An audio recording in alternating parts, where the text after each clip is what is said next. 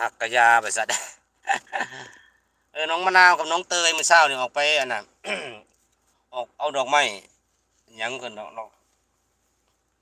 อกไม้ไปเซอร์ไพรส์แม่น้อยเพิ่นมื้อเช้านี่น้องอันน่ะน้องเตย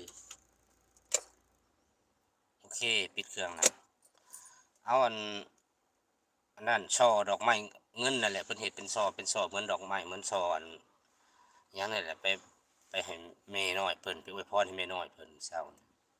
เนื่องในวันแม่วันสตรีสากลเนาะเป็นภาษาอันน่ะภาษา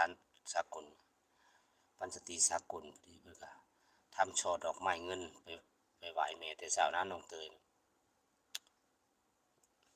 ดีนะน้องยังรู้จักระลึกถึงว่า กตัญญู